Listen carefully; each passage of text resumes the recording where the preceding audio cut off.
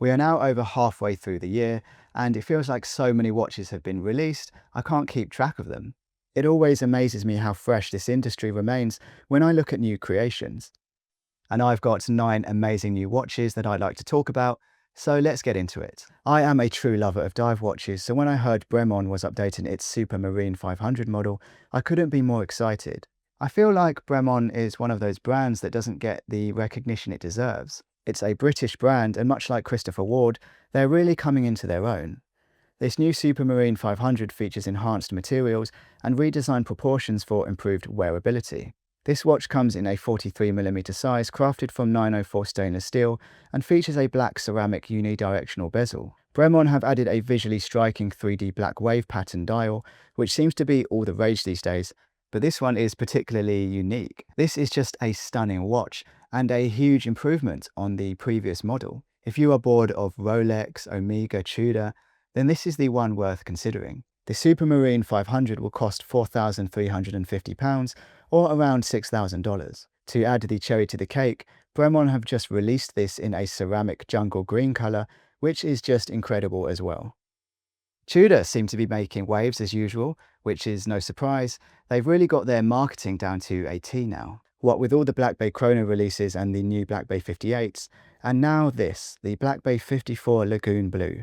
This isn't just any normal Black Bay 54. The Lagoon Blue features a stainless steel unidirectional bezel with a mirror polished steel insert, which gives a completely different feel to this watch. Normally when I think of a Black Bay, I think of a tool watch, but this thing here?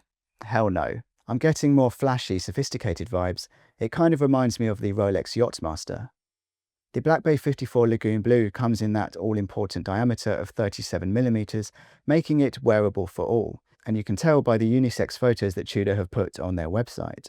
It comes with a Jubilee bracelet, the COSC certified movement, and of course 200 meters of water resistance. For me, this watch is now definitely on my radar, and you can bet I'll be trying this on soon. The Lagoon Blue will cost £3,590 or just under $5,000. Just wow. That's all I have to say about this next watch. This is the Venezianico Arsenale Platino. And if you didn't know, Venezianico is an Italian micro brand founded only in 2017. They are still a baby in terms of horology, but nothing is stopping these two brothers from pushing out some seriously beautiful watches. The only thing these timepieces need to prove now is their worth. The Arsenale Platino costs more than the basic Arsenale range owing to its special dial, which has had a platinum galvanic treatment. This watch has a clear caseback with a very nicely decorated Swiss-made V3250. I'm a big fan of the logo here too. The Renaissance cross just looks really premium here and is similar to the Patek Philippe logo. This watch draws a lot of inspiration from integrated bracelet watches of today, but somehow it just does it right. Only time will tell how this brand manages to transition and upscale its business, but I'm keeping a keen eye on these guys. The Arsenale Platino will cost you €984 or around $1,150, and that's if you manage to get hold of one. Okay, up next we have Grand Seiko with a really gorgeous new release. The Rika Summer Breeze captures the essence of Rika, the 7th of Japan's 24 Seki seasons, signifying the transition from spring to early summer.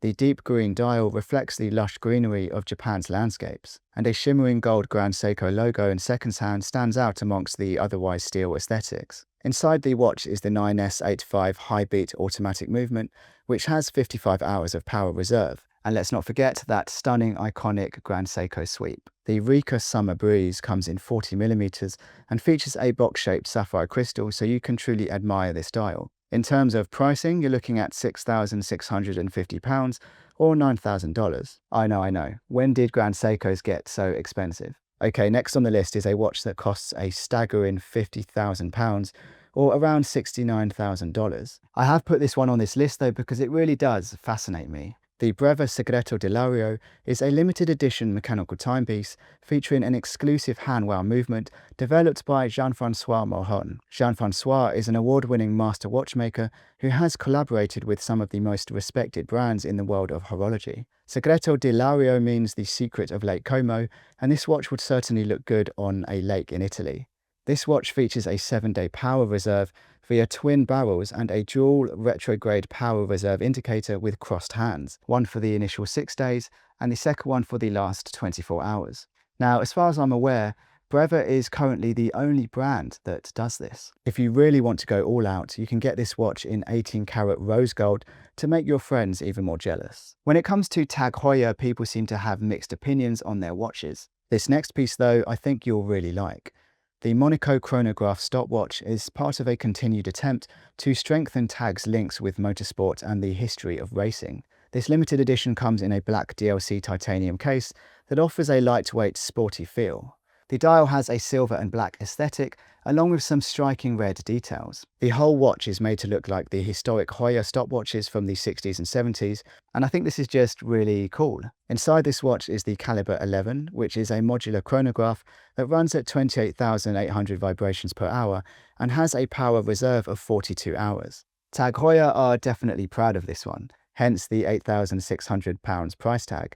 And although it may not be for everyone, I really do respect the direction they keep going down. Doxa is a Swiss brand with a long-standing history when it comes to horology. I'm particularly fond of their sub 300 model, which should be a staple of any good dive watch collection. Sitting just under the 300 range is the sub 200, which is a more affordable, less in-your-face timepiece.